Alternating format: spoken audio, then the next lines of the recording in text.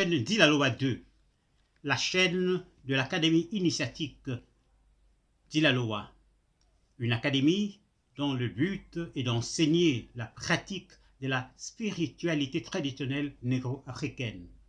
L'Académie Dilaloa inclut un centre de recherche en épistémologie et en spiritualité traditionnelle négro-africaine appelé Institut des sciences animiques.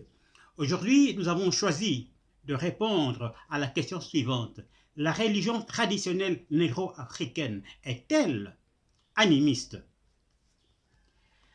Beaucoup s'enorgueillissent, se réduisent même à l'idée de croire que l'Afrique est animiste. C'est pourquoi nous avons choisi de pénétrer d'abord cette notion de l'animisme.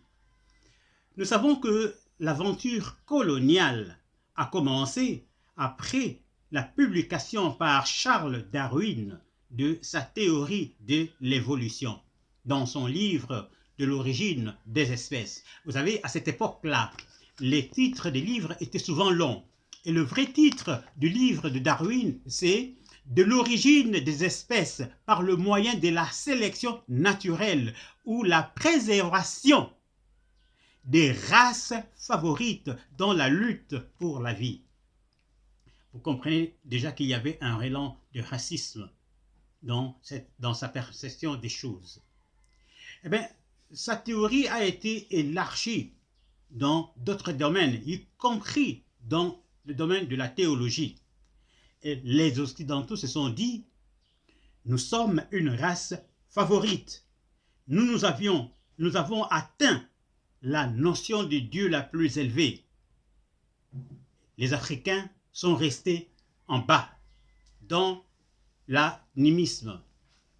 Donc, l'échelle de théisme telle que tracée alors par les Occidentaux comprenait l'animantisme qui est la peur irrationnelle de la nature.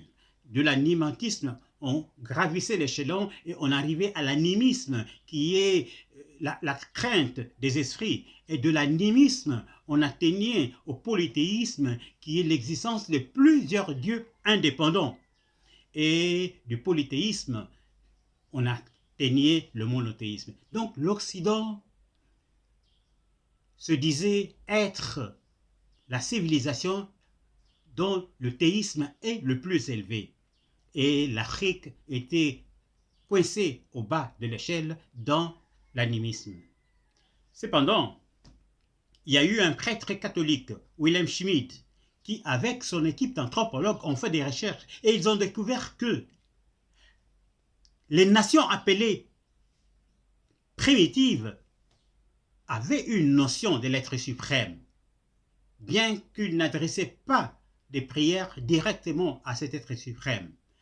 Eh bien, cette découverte de Schmid a été un coup fatal à la théorie de l'évolution du théisme.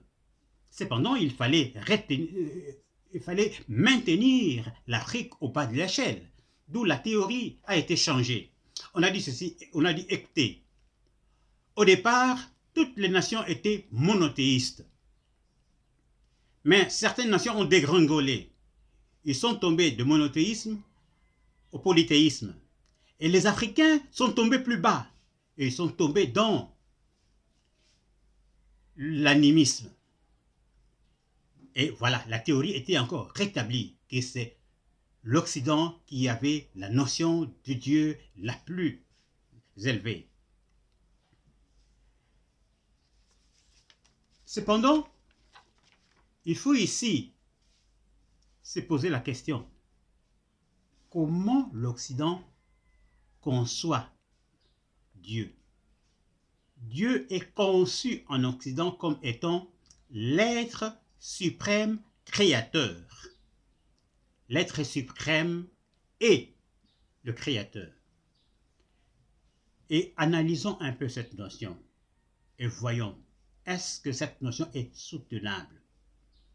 Il suffit de se poser cette question. Où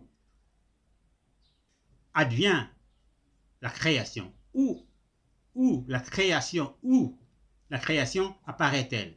Il n'y a que deux hypothèses. où la création apparaît en Dieu, où la création apparaît hors de Dieu. Prenons le premier cas.